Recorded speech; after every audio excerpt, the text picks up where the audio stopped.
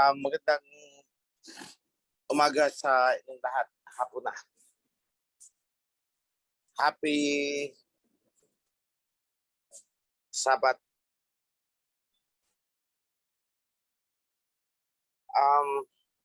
Mga kapatid, pasensya na hindi ako nakapasok kaagad. But anyway, meron akong maiksing mensahe sa inyong lahat ngayon.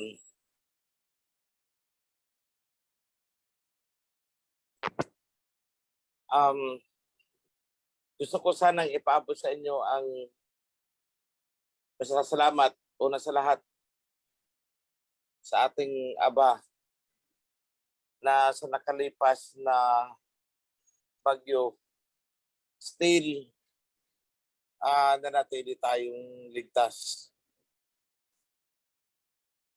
Kung meron man sa inyo dyan ang medyo nangangailangan ng tulong, alam na ng mga ating kawan social worker kung ano ang dapat gawin.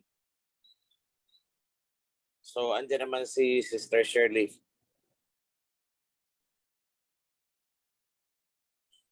Ngayon mga kapatid, nais ko ring ipaalala sa inyo yung isang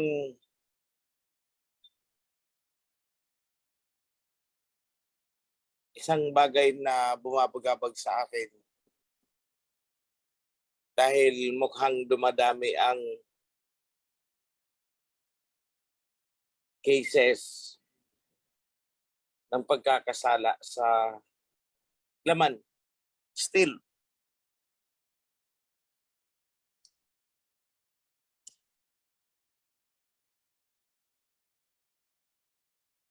hindi ko naman kailangang ulit-ulitin pa sa inyo dahil alam naman ninyo kung anong tama, ano ang mali. Alam niyo kung anong mabuti, anong masama.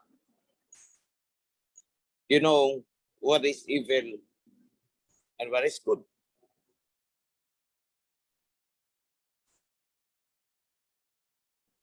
So, parang nahihiya na akong ulit-ulitin pa sa inyo yung mga ganun, pero tuloy pa rin. May naririnig pa rin ako. But anyway, ayokong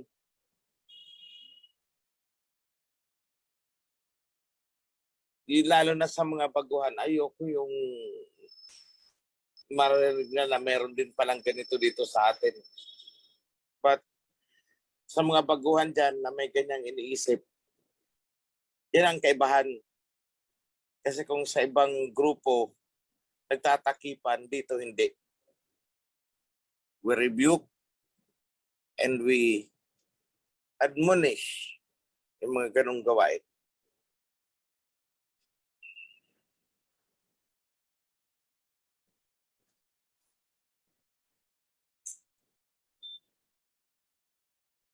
Gusto kong ipaalam sa inyo or alam ninyo, napapansin ninyo or titigan ninyo ang isa pang mahalagang bagay na baka unaware ang iba. Ongoing ang construction ng ating temple.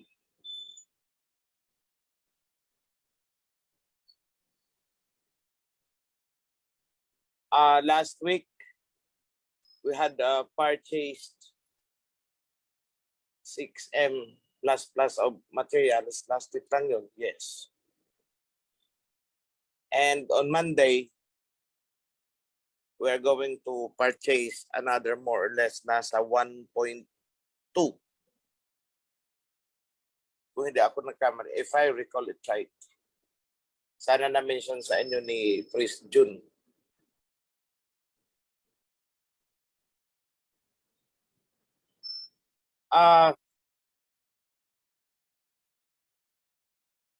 I had the budget focused or concentrated dito sa ating temple. Baka sabihin nyo, bakit gano'n na lang? Each time na mag-message si OHC, always the temple, always the temple, always the temple.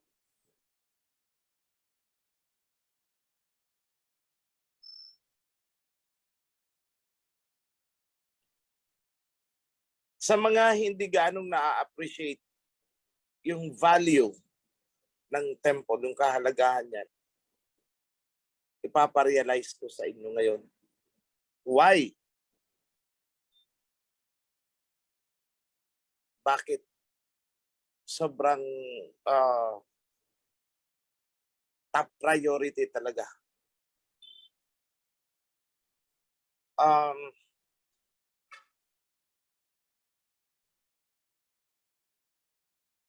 Hindi ko alam kung paano ito sasabihin sa inyo, pero baka isipin nyo masyado kaming nagmamarunong, masyado kaming eksaherado, o baka isipin ng iba kami ay nagbubuhat ng sariling bangko. Pero kung nakikita nyo lamang ang appreciation namin sa ginagawang revision, doon nyo din makikita kung bakit ganun kahalaga ang pagpapahalaga sa temple. Meron kaming mga nakikita na hindi nakikita ng mga ordinaryong, not ordinaryo, yung hindi pa nakakaalam. Ang ibig kong sabihin, pasensya na sa word na ordinaryo, yung maybe yung hindi talaga nagkakalkal. Sabagay, kahit ano naman talagang gawing kalkal, hindi makikita kasi natabunan nga eh. Ngayon lang yan na-discover, kahit ako'y nagulat. Noon, nung pinipreach natin na ang Misaya sa muling pagbabalik ay tutuloy sa temple,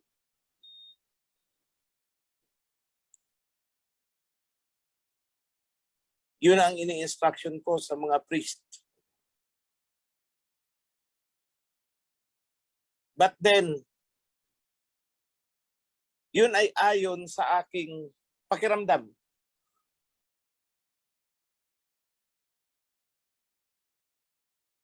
Wala pa akong nakikitang konkreto na word for word. Wala akong nakitang eksaktong verse na talagang sa temple pupunta ang Misaya. Wala. Yun na isang interpretasyon lamang. Isang sariling kuro-kuro, isang sariling opinion, if you want to call it that way. Opinion.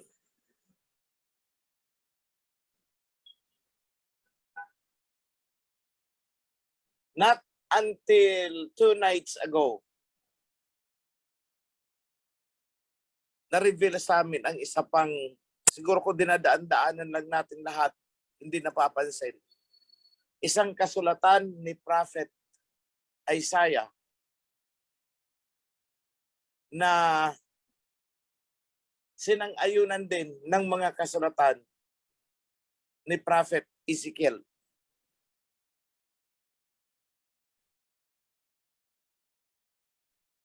Maybe it has been mentioned sa inyo, but I want Praise Dato to show it, the verse, para makita ninyong lahat at doon nyo maintindihan bakit gano'n na lang ang pagpupursige ko para sa temple.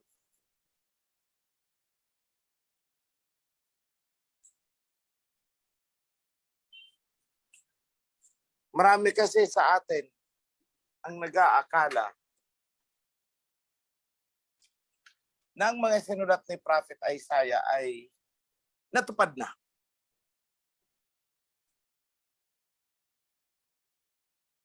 Ito ang sinasabi. That is Isaiah chapter 66, Brodato? 66, tama, no? Yes po, chapter 66 verse 6 po. Okay.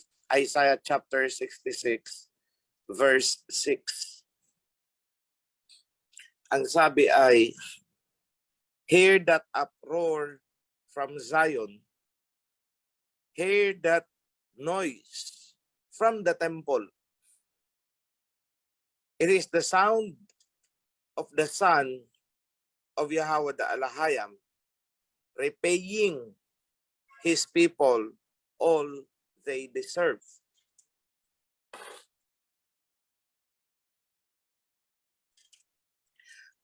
Mga kapatid, itong prophecy na to ay hindi pa natutupad. Dahil nung ang Messiah ay isinilang dito, hindi niya pa ginawa na magbigay ng rewards or i-repay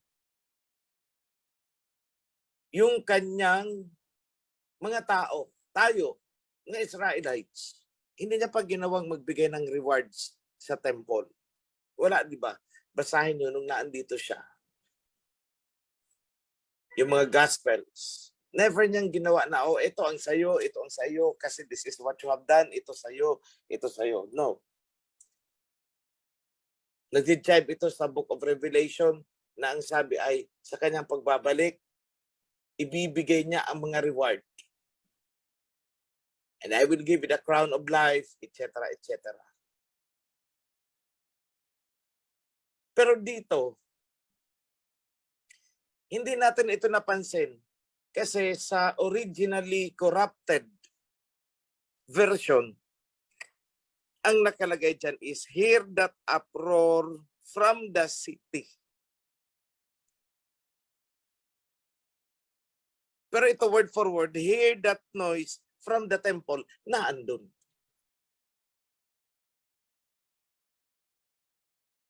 So ito yung magaganap pa lang. Hindi pa ito nangyayari. Kung hindi pa nangyayari, kailan pala ito mangyayari sa atin po ngayon? Never pa itong naganap, mga kapatid.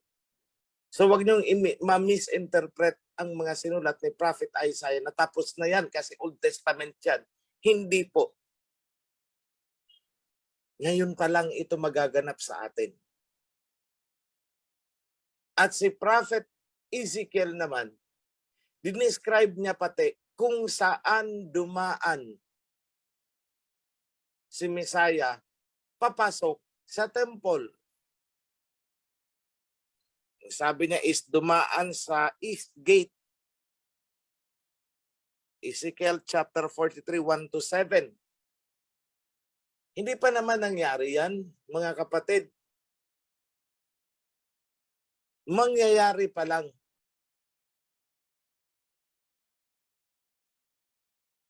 Noon ang alam lang natin is yung sa Malachi chapter 3 verse 1. And the Son of Yahweh will enter His temple. O yun lang ang alam ko noon. Pero medyo may confusion sa akin. Kasi sabi ko parang hindi. Sinong sinasabing His? Si Messiah Hawa sa iba o yung messenger ang papasok sa temple? Alin yung sinasabi dyan? Kasi His lang ang nakalagay eh. Pero ang premise is si Messiah Hawashai and the messenger will enter His temple. So although clear naman yun, pero andun pa rin yung pasubali sa akin eh, kasi takot ako magkamali eh. But then sa kutob ko, yun talaga, papasok sa temple. Pero I did not speak about it. Although may mangilan-ngilan dyan sa inyo na naging vocal at yun na nga ang pinipreach. Although sa priesthood is pinag-uusapan namin yan. Now today, we are 200%, 300%, 400% na ang Messiah ay papasok sa temple. Sino may sabi? 3 prophets na ang nagsalita. Prophet Malakay, Prophet Isaiah, Prophet Ezekiel. So ngayon, alam na ninyo kung bakit gano'n na lang ang pag-prioritize natin na matapos ang temple. Dahil bahagi po yan ng preparation. Now, it's very clear for me kung ano talaga yung role na pinagagampanan. Bakit sumulpot tayo? Bakit sumulpot ang OHC? Hindi natin ito ginusto. Pero hindi rin tayo makakatanggi, hindi maitatanggi na lahat ito ay nakaprograma sa kanya. Bakit pumasok sa ating mga kaisipan? It's all because of this. Everything has been written.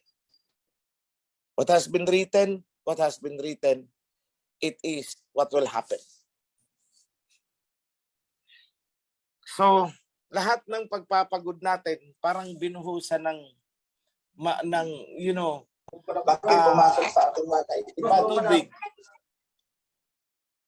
Lahat ay parang nakaginhawa. We were refreshed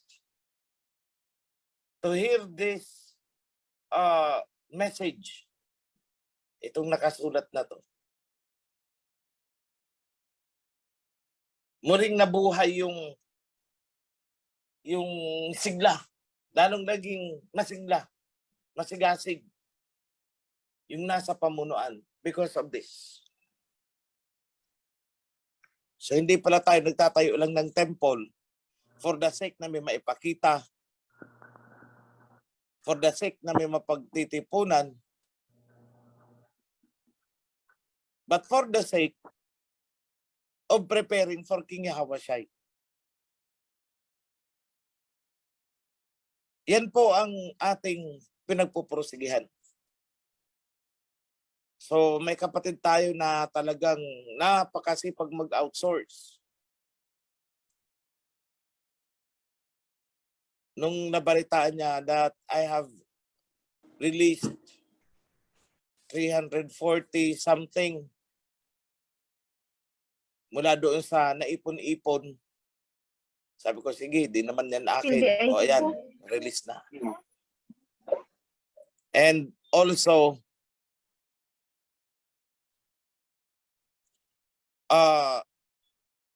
yesterday,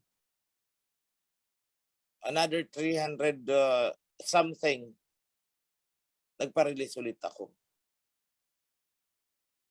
Kasi napansin ko numinipis yung ating funding para sa temple. So yung isang kapatid natin kagabi, ayoko sanang pangalanan si Bro Kong, pero nadulas na ako eh. Bro Kong, pasensya na. So he gave me additional funding. Bahala ka na. Pero tulad ng sinabi ko mga kapatid, hindi natin ito pwedeng iasa sa iisa, 2 tao, 3 tao, o 10 tao na talagang buhos ang pagpupursige na maitayo natin ang temple. I want everyone na tulungan kami. Ako'y nananawagan sa inyong lahat. We need your help. In one way or another. Habang tumataas ang cost of materials, nataon din na nasa second floor na yata. Pataas na tayo eh. I hope na ipakita na ni Prime. Pataas na po tayo.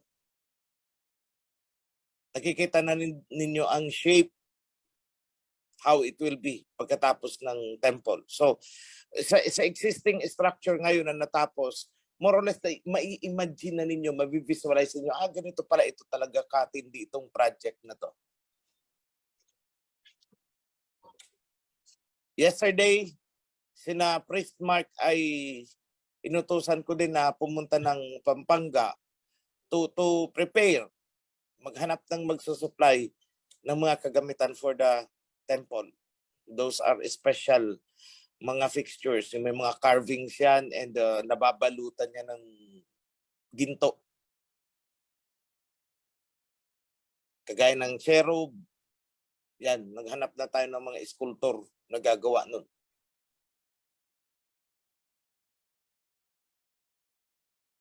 So, sa lahat ng ginagawa natin, imagine ninyo mga kapatid, napaka-blessed natin to be part of this project.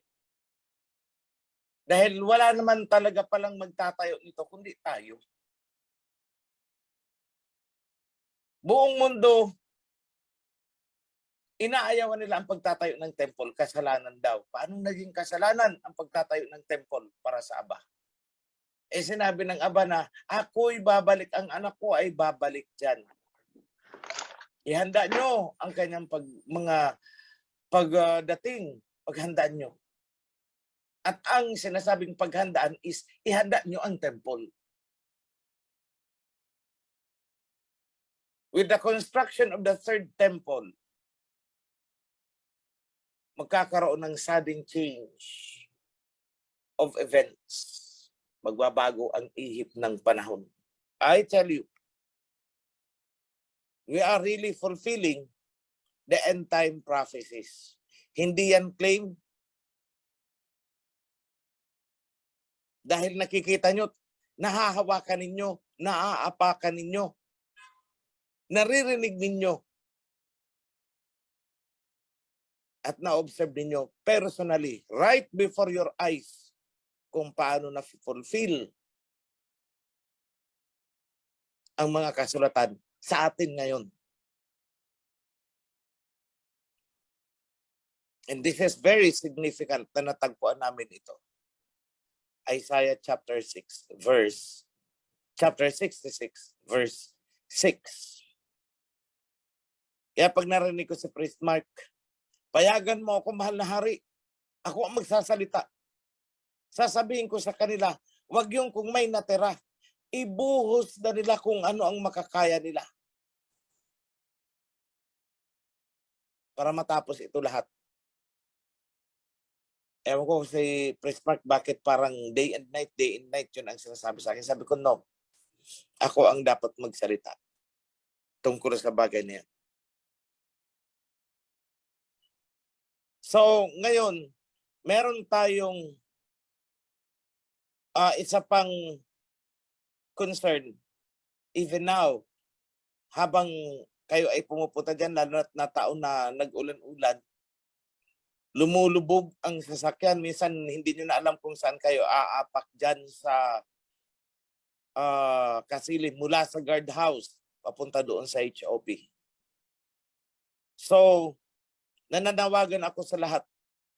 Mga able-bodied lang po. Able-bodied ha. Yung kaya lang ng katawan. Able-bodied.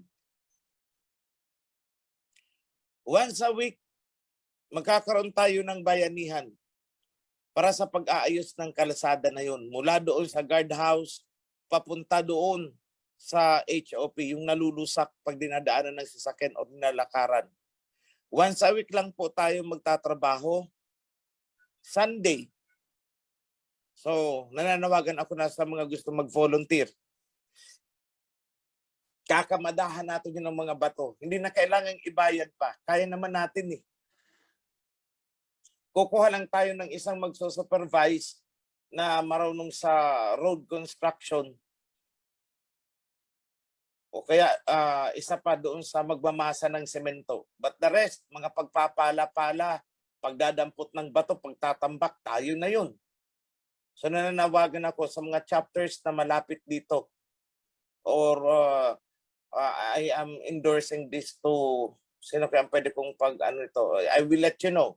We will let you know. Kung paano natin i-utilize. One chapter per week. So doon na mag-overnight ng Sabat, ng gabi. The following day, trabaho tayo. Then in the evening, uwi na. So hindi po tayo mag-i-stay in doon kasi wala tayong matutulugan doon. So ngayong ano na to, ngayong week na to, kunwari, bukas, makapagtrabaho tayo kunwari ng 1 metro. Then the following week, 1 metro na naman ang nagawa. The following week, 1 metro. Hindi natin mamamalayan mga kapatid. In a few Sabbath siguro ko, sabihin natin, mga 3 buwan, 4 na buwan, tapos na natin ang kalsada. So, the more volunteers, the better. Pero as I had said, yung mga ano na lang, may kakayahan ang katawan. Then for the materials, yung iba dyan, kung kaya ninyo kahit isang sakong semento, sponsor nyo para doon sa kalsada.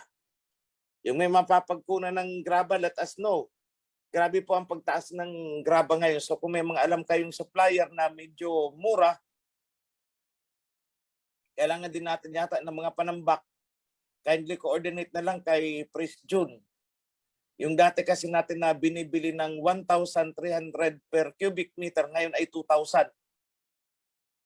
So nai-imagine ba ninyo mga kapatid? That is why yung projected budget, kailangan talaga nating mag-adjust. That is where the headache comes in. Pero sige lang, kaya natin ito mga kapatid. And we need to do this. Sama-sama, tulong-tulong. So, another thing na gusto ko pang kung nakikinig man ang mga concerned people dito, sana wag kayong masasaktan. Last week, may pumunta doon, hindi last week, this week lang pala na nakatalikod. Miyerkules, Martes. Ayoko naman bigyan ng kahihiyan. Pero, mga kapatid sa mga babae pumunta doon at ang sabi ay kailangan daw ako makausap dahil siya daw ay pinapunta na doon ng aba kasi kaming dalawa daw ay nagmamahalan. Sabi ko nga sa naghatid sa akin ng balita, sabi ko buti pa siya, alam niyang nagmamahalan kami pero ako hindi ko alam. Mga kapatid, lalo na sa mga babae, huwag kayong maghahangad ng extra mile na extra closeness mula sa akin. That will never happen. Love me from a distance. Pero yung more than that, no. Love me within the covenant, by the spirit of the covenant. But more than that, nothing could happen. Hanggang dun lang. Kasi pag hinangad ninyo, matuturning ang inyong pag-iisip. Gaya nga ng paulit-ulit kong sinasabi sa inyo, ang dami kong gustong sabihin, ang dami kong gustong ituro, pero hindi kakayanin ng inyong pag-iisip Kahit sa mga video ko noon, tingnan nyo, there are 2 or 3 videos kung saan binitawan ko, I have so much more to say, to tell you, more than you can bear. Nangyayari Tingnan nyo, parang ayokong isipin na nasisiraan na ng bait. There are 4. 3 or 4. Oh.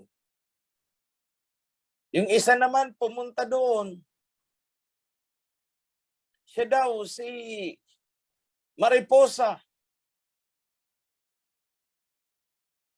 Siya ay pinapunta ng aba. Siya daw si Queen Elizabeth III. At kailangang makausap ako. Kailangan daw magkakilala. Kasi kung ako ang king, siya naman ang queen. O anong gustong palabasin? Mga kapatid, nasisiraan ng bait. That is another lady. Meron pang isa, muntik pang hiwalayan ang asawa. At sa akin na lang daw, sasama. Mga kapatid, huwag niyong sisirain ang pamilya ninyo. Just because of your fantasy. That will not happen. I will not tolerate that. Hindi ako si King Solomon. Pasensya na.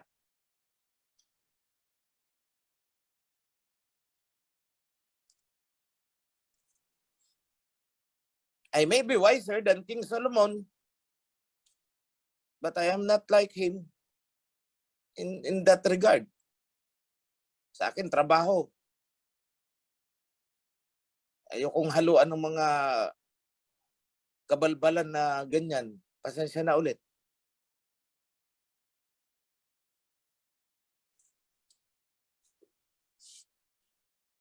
Oh, meron din yan. May mga ilan-ilan na feeling close naman sa akin. Gaya ng sinabi ko, kung gusto mo maging close sa akin, gumawa ka ng tama. Yun, magiging close ka sa akin. Pero the moment na iba na ang ginagawa mo, automatically, nawawala ka sa akin. When you are no longer aligned, wala na. Para kang pangsaksak sa, yung kuryente, di ba? May saksakan tayo, may sakit. The moment na iba na ang ginagawa mo, para kang in-unplug sa akin. Ganun yun. But the moment na tamang ginagawa mo, nandyan ka. You are supplied with energy. Gumawa ka ng sarili mong kilos, puputok ka. Why? Kasi hindi ka na nakasynchronize sa akin. Marami dyan, pumutok. Nag-short circuit. Kasi iba ang ginagawa.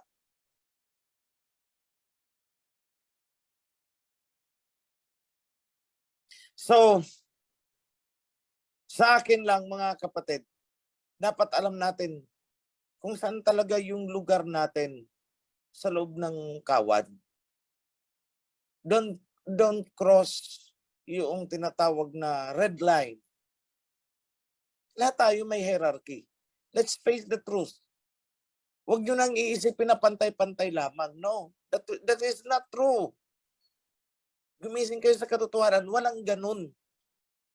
Kung ang mga daliri mo nga mismo, hindi pantay-pantay yung mga tao may matangkad, may bansot.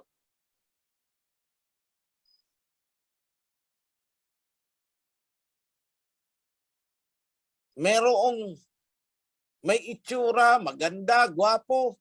Meron naman pangit. Paano masasabihin pantay-pantay lang tayo? That could not happen.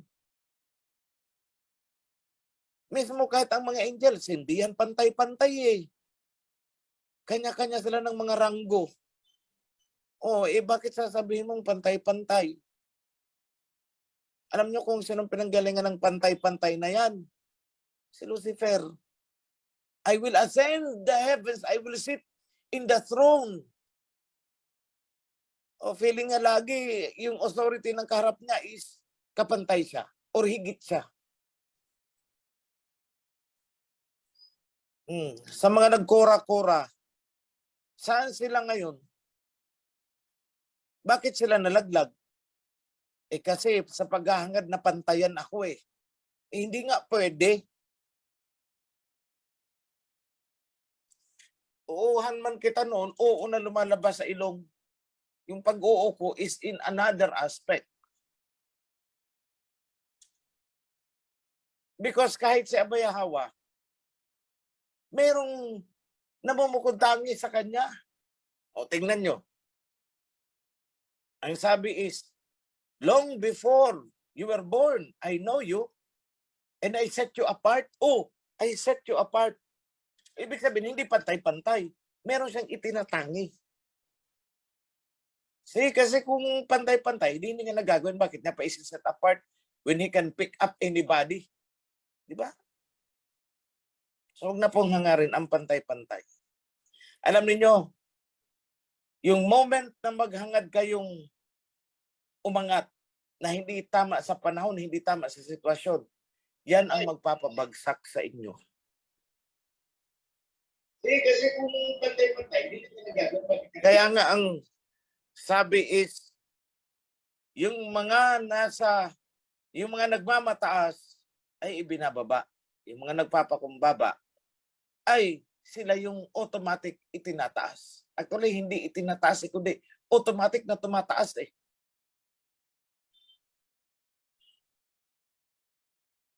Tingnan nyo, I will give you an example. Yan si Prime Senate.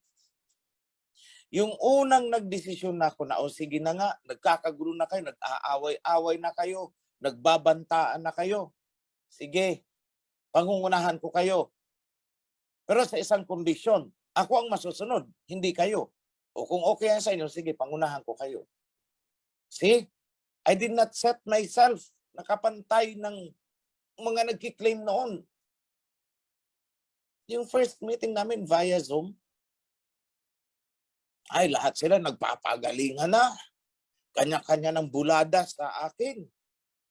Gusto lahat ay mapansin. Para alam niyo si Prime Senate wala, hindi umimik hanggang sa natapos ang meeting. Panay lang ang kain niya doon. Kain siya ng kain. Nakikinig lang siya.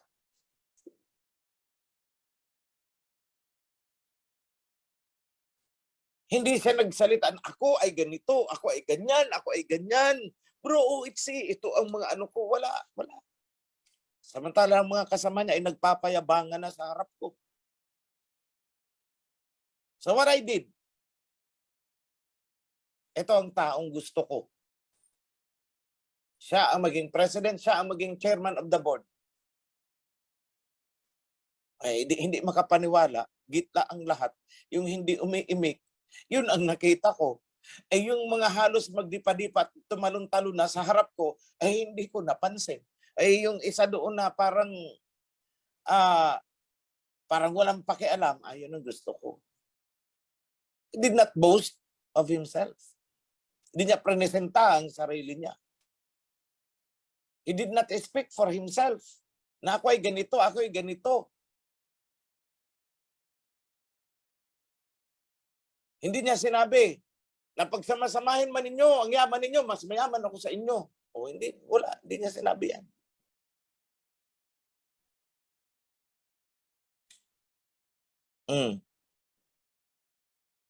But there is one very specific time. You know, it's more of a symbolic thing. Symbolic ha, I'm not saying ano, ayoko kasi, siya na lang kung gusto niya ikwento yan kung anong pangyayari. It's a symbolic thing. Kasi alam nyo, kung wala ka nang kailangan hangarin sa buhay, tapos yung mga anak mo, maganda na ang ano, you have set them, established them, pwede mong sabihin sa sarili natin na, ay, mayaman ako. I am not wanting for anything anymore. Everything is there na. Pagkangailangan ko. I am already this age. Ganito. Di ko na kailangan yan.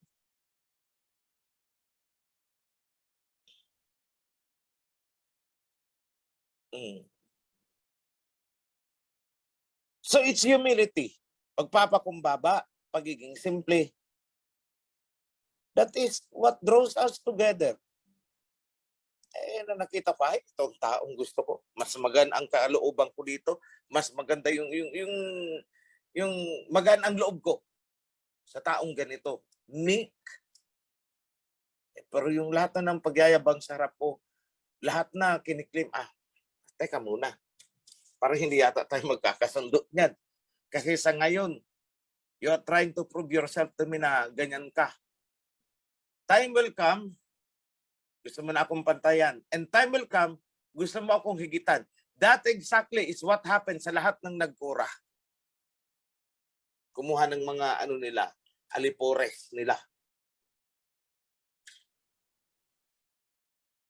Gusto maging in power. Kapag mga kapatid, hinangad ninyo na gusto ninyo maging in power, na maging mapunta sa isang posisyon, that is your first downfall. Sa totoo lang.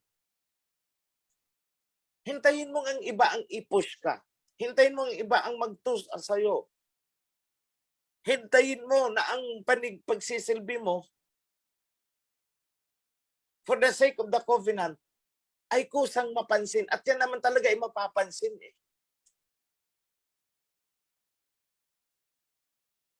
Pero yung you do this and you do that, eksena ka dito, eksena doon, eksena dito, eksena doon. Ay, Lalo na kung yung ginagawa mo ay wala na sa mandato, naka-disalign ka na, malalaglag at malalaglag ka talaga. Kahit ikaw ay priest na, malalaglag ka. I tell you.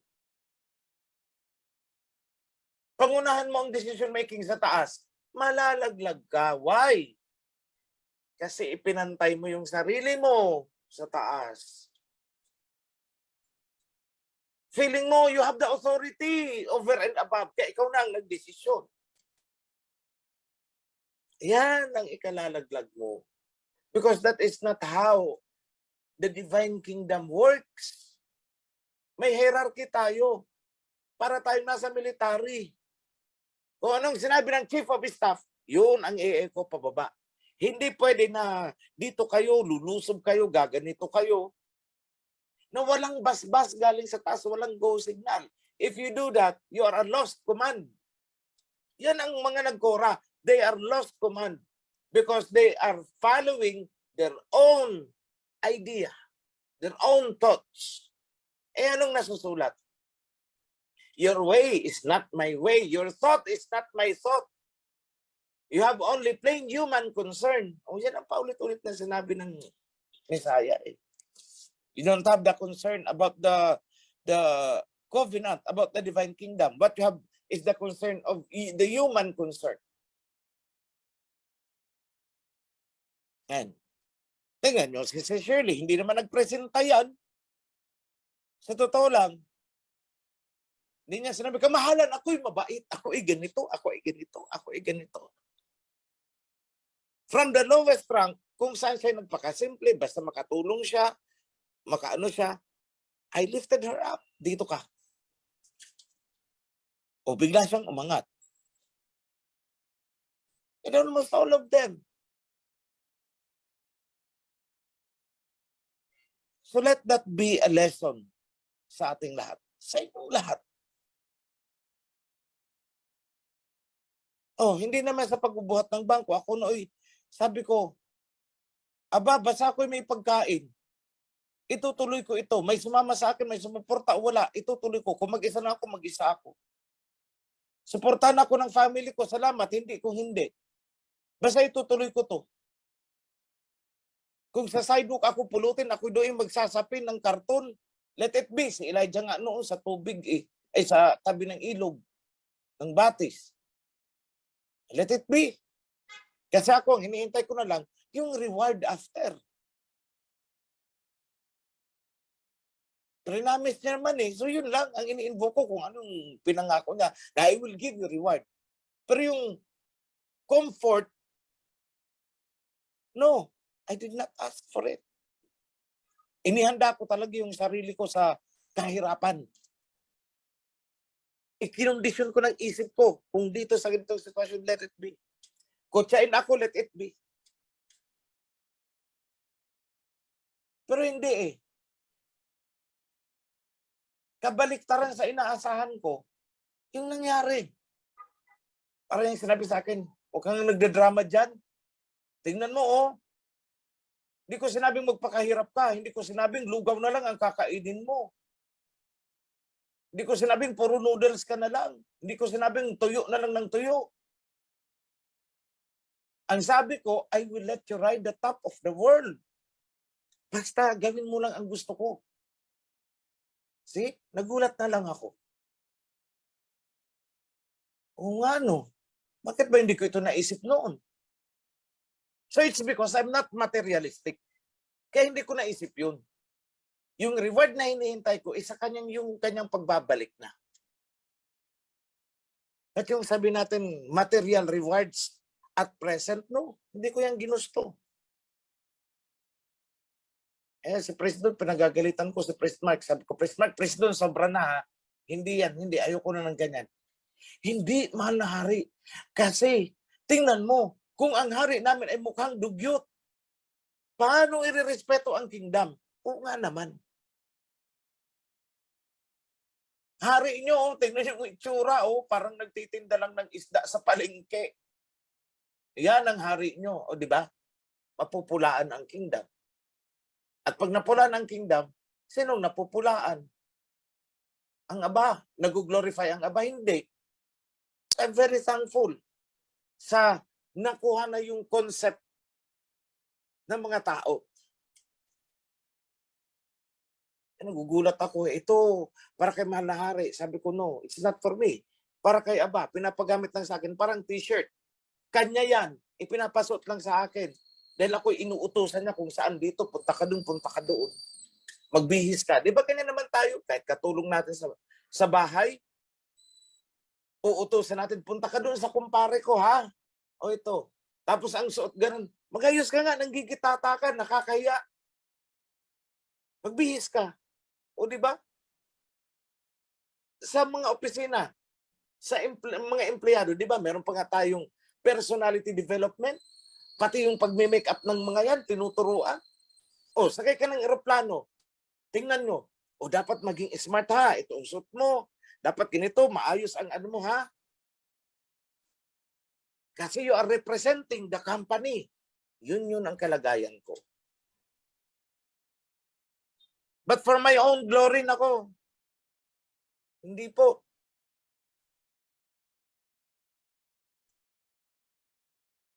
Kami Prime Senate, masaya na kami, basta may kanggus doon. Pag pumupunta ako doon, President, tinapa, pako. Hindi po yung, President, darating ako ha.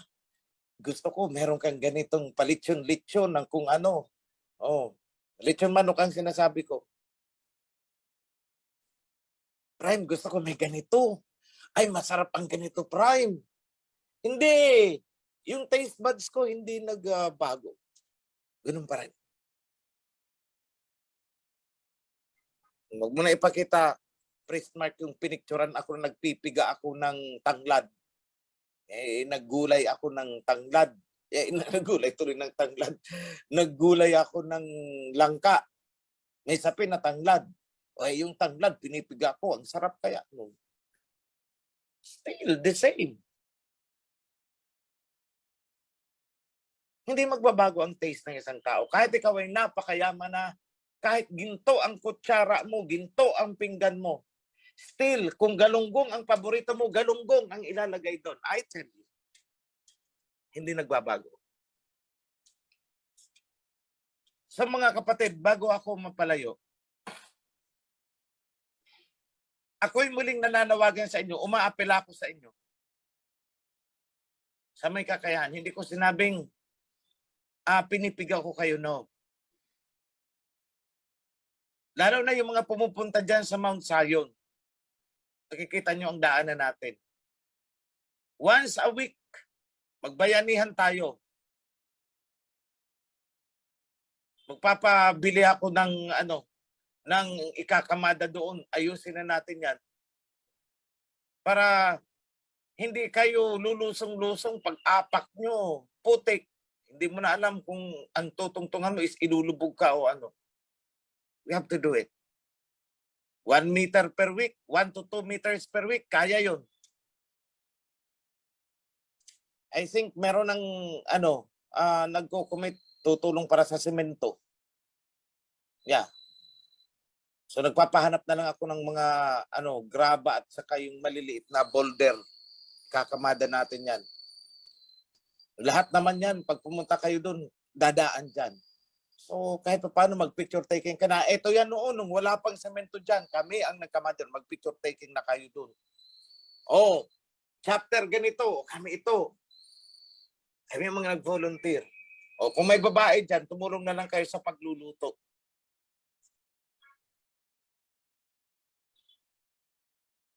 So, sa temple, hinihiling ko sa mga treasurers, sa inyong lahat, kunting higpit ng sinturon natin, wag mo nang gagastos ng kung ano sa local chapter ninyo. We need to consolidate this time.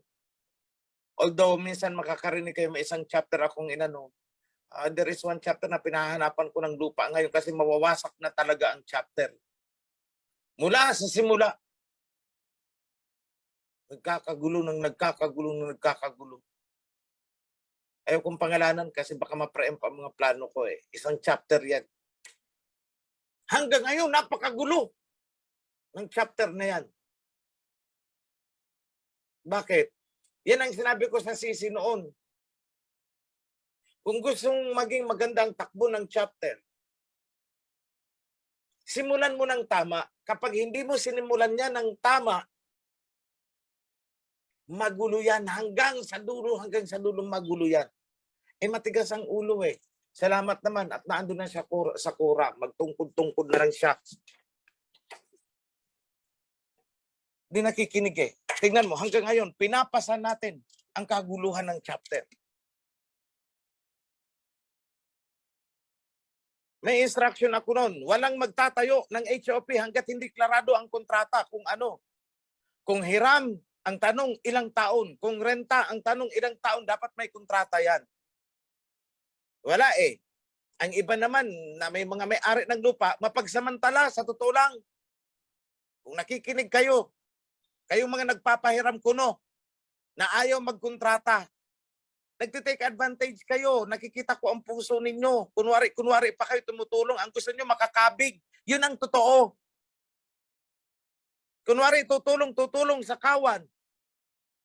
Ito ang tuwa naman ang kawan kasi akala nga tinutulungan. Akala mapagkawang gawa. Kaya ayun, nabakuran o lahat na-improve, natambakan yung ano, etc. At dahil walang kontrata, ay, kinukuha na ng anak ko, pasensya na. Sa anak ko kasi ito eh. Pasensya na ha. Kailangan nyo nang umalis. Style mo, bulok. Ganid. Tumataba sa pagkaganid. Yan ang style ng mga ano eh. Bakit? Anong nasa kasulatan? Let your yes be yes and your no be no. Matagal ko nang tinatanong. O sige, kumbaga talagang mabait ka. Bakit ayaw mo ikontrata na 5 years kung 5 years, 10 years kung 10 years? Bakit ayaw mo? Kasi may plano ka eh. Na kapag na-improve na ang lupa, palalayasin mo na. Kaya ayaw mo ng kontrata. Yun ang totoo. Huwag tayong magplastikan ha. Kung nakikinig ka man sa akin, hindi po ako tanga. Style mo.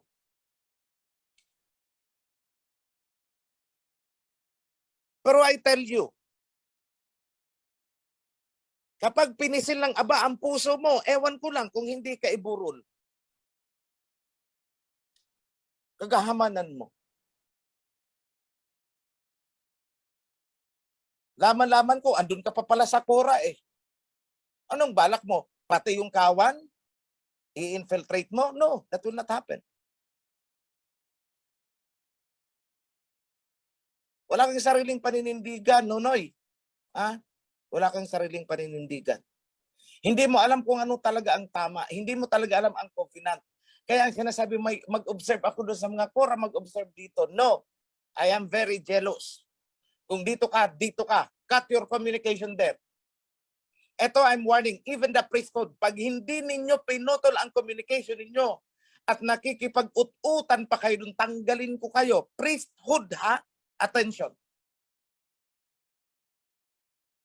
May nalalaman ako na may kaugnayan pa pala sa kora. Priesthood, ha? I tell you, tatagpasin talaga kita. Kala nyo ako puro salita. Hindi nyo napapansin na pinangangatawanan ko ang aking salita. Hindi ko yan hinahayaan lumagpak lang sa lupa. I warned you, I am very jealous.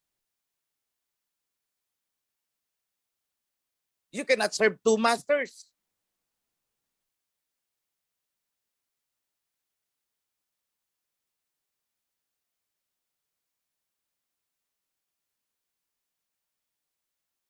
You cannot serve the alhayam while the desire of your heart is on the material things.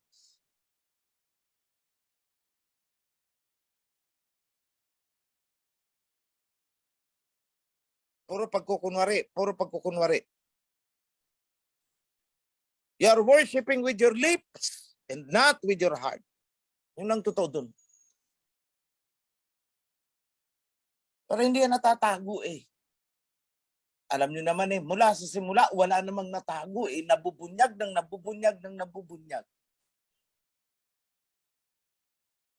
huwag mo nang hintayin. Sa Kung simula, ako sa'yo, mas maigi pa. Magdeklara ka na lang, na doon na lang talaga ako sa kura kaysa makipag-plastikan ka sa amin. Nakikita ko naman ang kulay mo. Nakikita ko. Keep your possessions with you. Sige. Akuin mo yan. Pero itong tandaan mo, pag pinisil ng aba ang puso mo, goodbye, ililibing ka. Sinabi ko na yan. I hate to say that. Sinabi ng stop desecrating my Sabbath. Inom-inom, inom-inom. O ayun, pinisil ang puso, patay. Nag-swimming, o ayun, pinisil ang puso, o ayun, patay. Marami na pong occasions, I tell you. Hindi ako nagbabanta. I'm rather reminding you, pinaaalala ko sa inyo. Baka kayo ay nakakalimot. Nung pinasok ang covenant, pangatawanan mo.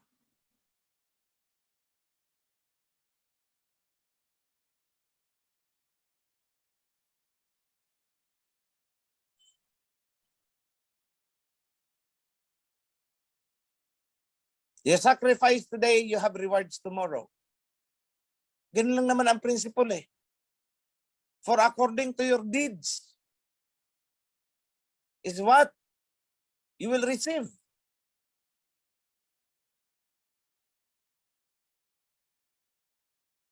Yung nagsisilbi ka na talagang out of your heart. I'm very thankful doon sa may mga lupa na pinahiram ang lupa nila. O ito, sige, 10 years gamitin nyo. Siguro na ka, sige 10 years. Pero pag 10 years ha, maghabang nasa maghanap-hanap na kayo ng aanuhan kasi talagang kailangan ng anak ko yan, magtatayo siya din ng ganito. O ayan, magkontrata tayo. O within 10 years, hindi kayo pwedeng paalisin. Ilagay natin sa kontrata notaryado. Yan po ang matinong kausap. Hindi kagaya mo. Kung nakisana nakikinig ka,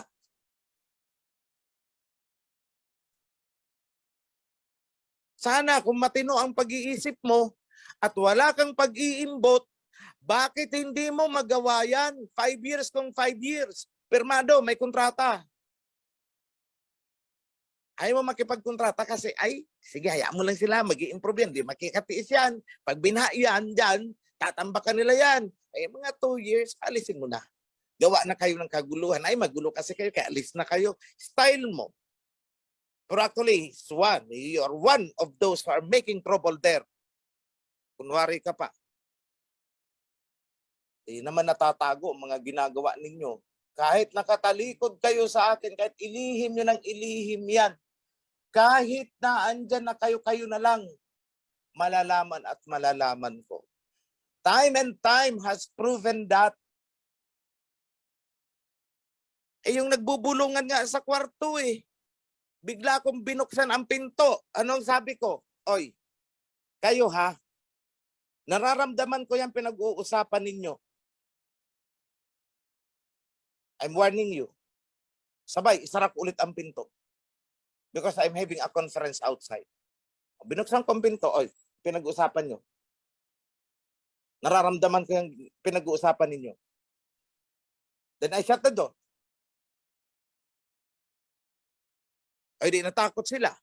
Kasi akala nila, pag ako'y nakatalikod at nasa closed doors na sila, hindi ko na malalaman, hindi po ako ganun. Matalas po ang pakiramdam ko. Kahit tanungin niyo yan si Juvenil, tanungin niyo si Sarah, tanungin niyo na si Mark Derrick. Kung paano ko silang binulaga doon. I'm having a conference outside, maingay doon. Samantala sila, nakaano talaga sa kama. Nakadapa sila, harap-harapan nakadapa, ganun. Bulagain ko nga. Ano yung pinag-uusapan ninyo? Nararamdaman ko kayo. That's my exact word. Kaya kahit anong gawin ninyo, katatago, nararamdaman ko. May mag-report o wala, nararamdaman ko. Ang report ay confirmation na lang po. I tell you,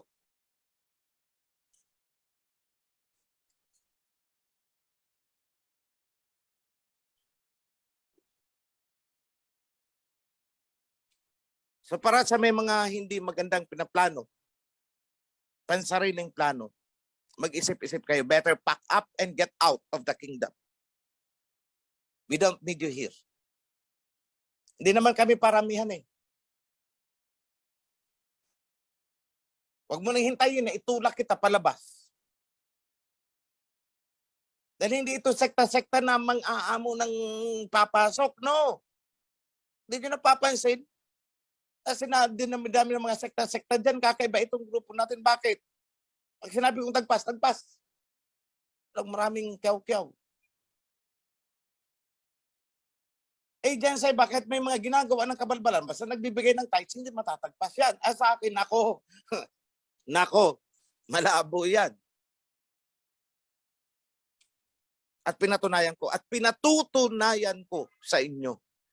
We exist by virtue of righteousness and not by virtue of money and material things. No. Pag malinis ang kalooban mo, you have the place in the kingdom. Pag hindi malinis ang kalooban mo, you will be really kicked out. Makikick out ka talaga. At nakikita nyo, ginagawa ko. That makes us so different. Because we act according to the covenant. Yan ang sinusunod natin eh. Hindi lang tayo basta nagbabanal-banalan. In fact, ayokong nakakakita ng akala mo kung sinong napakabanal. Tapos malalaman mo na lang, ganito pala ang ginagawa. Naku. It's a disgrace. May pang nakikita kong napakagalaw-gaw na tao. Pero mababalitaan mo lang, ay ganito pala siya kabait. Diba? Mas maganda yun. Kaysa doon sa akala mo naglalakad na, sabi sa amin, parang santa na hindi mapinturahan. Oh, yung rebulto daw na pipinturahan na hindi ko lang kagalaw-galaw. O, di ba? Banal-banalan. Tapos magugulat ka lang, ha? Nagawa niya yun? O, see? Ay nako, mga kapatid. So, wag niyong kalilimutan, we need a consolidated effort. Isa pa palang good news, nakalimutan ko. Kasi pag nasimulan ang, nakalimutan ko. Yung Torah pala, isang book na lang ang natitira namin. Natapos na namin yung last time you heard we were working on Jeremiah. Tapos na po ang Jeremiah. Tapos na ang Song of Songs. Tapos na ang Proverbs. Kasi 4 doon. Ngayon, ang natitira na lang ay Psalms. Yun na lang ang tatrabahoin namin. Tapos na ang second reading from Genesis to Revelation, except for Psalms. Yan ang pagpuporsigan ng mga revisionist. Then, third reading is actually ongoing. Nasa Luke na yata sila. Matthew, Mark, Luke. So siguro kung tapos na ang Luke, baka nasa John sila ngayon ng New Testament. We could not rush things. Lalo na sa revision. Pagka tinatamad, pinakikiramdaman ko ang grupo eh. Kasi still, we are human flesh. So may mga panahon na parang mabigat ang katawan mo. Natural yun.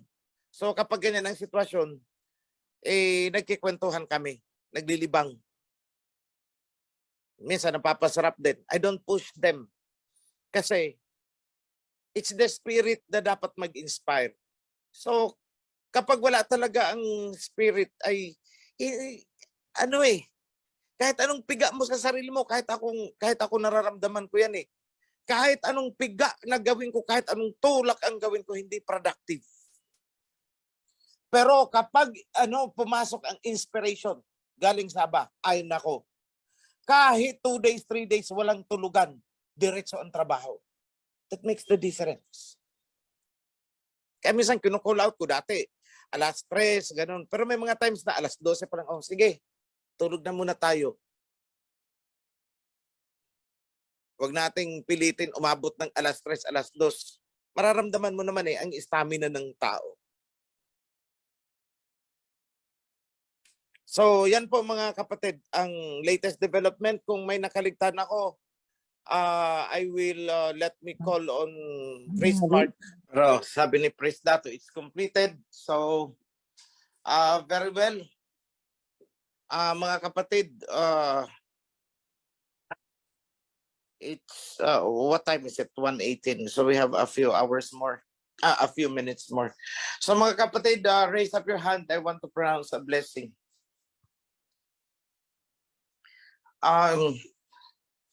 Sa ngalan ng ating Abay Yahweh and King Yahweh Shai, I pray and I extend this blessing sa inyong lahat, mga kapatid, mula sa Prime Minister hanggang sa mga volunteers natin, hanggang sa mga officers, at hanggang sa household ng lahat ng kapatiran na sa ngayon ay naririto sa atin. Kasama din yung mga kapatid natin na kung sa anumang dahilan ay hindi nakapasok sa Zoom, kung may karamdaman, nasa mahirap na sitwasyon, let them be included in this blessing. I pray and I bless, I extend the blessing for safety, kaligtasan ng lahat, lalo na't ngayon na napapadalas ang ating mga bagyo, mga sakuna. A good health, maayos na pangangatawan,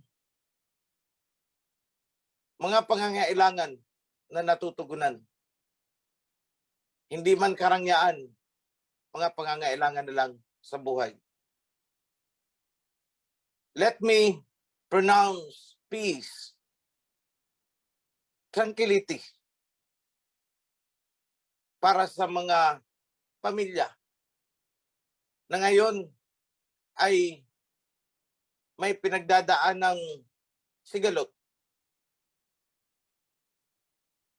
Doon sa mga iniwan ang kanilang mga partner dahil ang kanilang partner ay nagkora, let me bless them. Para sa mga chapters na may pinagdaan ng mga sigalot, let there be peace among you. Unity and strength. Mabuklod-buklod tayo sa ngalan ng covenant. All of this as we prepare para sa pagbabalik ng ating Messiah, King Yahweh Shai. So let it be, mga kapatid, lahat tayo, wala na sanang mawawala. That I pray and I extend the blessing in the name of King Yahweh Shai, our King of Kings. Yada. Be blessed, mga kapatid. Shalom. Happy Sabbath.